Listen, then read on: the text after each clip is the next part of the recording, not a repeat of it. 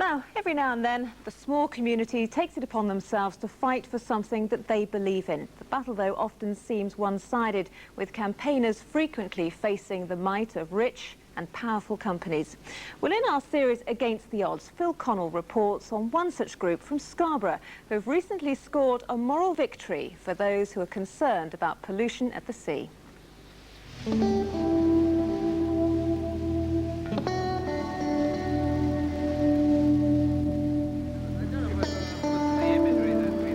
In the seaside town of Scarborough, these two men are controversial figures.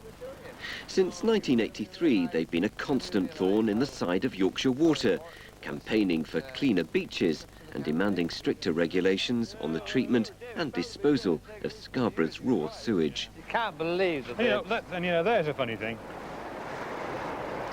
Rarely see that nowadays. You haven't now got a... Never see a live one, that's for You sure. haven't now got a complete crowd. Yeah, we never see a live one, that's for sure.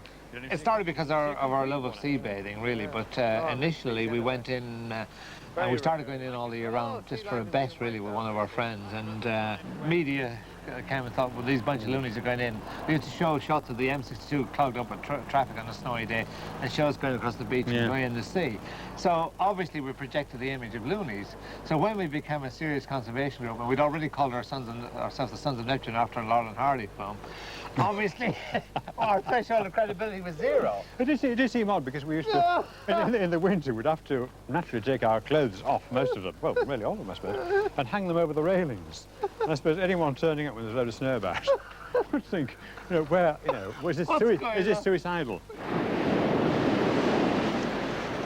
So what sort of changes have you seen to the sea here? Well, absolutely astonishing. This was an area where there was so much wildlife, sea urchins further along there, starfish, particularly crabs, little crabs. Kids would come down here with their buckets. When I used to be down here as a kid, I could lift any of these up and I would be finding little crabs running about. There's just nothing there. My joy was to come down on the beach and get more crabs than anyone else in a bucket. Find a starfish. I haven't seen a starfish on this beach for 10 years. It's a fact which was to fire a small group of Scarborough people into action, a fight which often brought Charles White and Freddie Drabble face to face with the might of both Yorkshire Water and government ministers. I remember the day David Trippier came. This was something that the locals had been awaiting with great eagerness. He came up to Scarborough and he was to open the Scarborough sewage works in September 1991.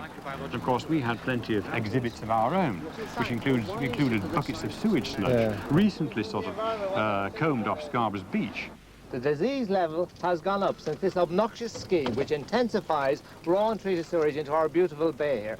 And as a Tory minister, you should be absolutely ashamed. This is a Tory... Charles said, well, you go in there and get him, and when he comes out, I'll let him have it. And I think he thought we were a bunch of cloth-cap Yorkshire lads, they would know nothing about the scientific side. He didn't realise we were in touch with the world's leading scientists and we'd done our own scientific report. And we just devoured him when he came out. He kept making these statements, and then he tripped over his own superiority. He was very imperious and arrogant. He hasn't been heard of since. No. Thankfully. The persistent and often bizarre protests, it seems, have proved successful. After years of adverse publicity, Yorkshire Water has now unveiled plans to build a new sewage treatment system. Ironically, the same facility campaigners had been calling for in 1983. With all the knowledge that we had, our Yorkshire coast, our very Scarborough, could have led the whole of the UK. We could have been the first. That is the great disappointment, but I think we must be pleased that it's going to happen. We know it's going to happen. And hopefully we should be around to see it.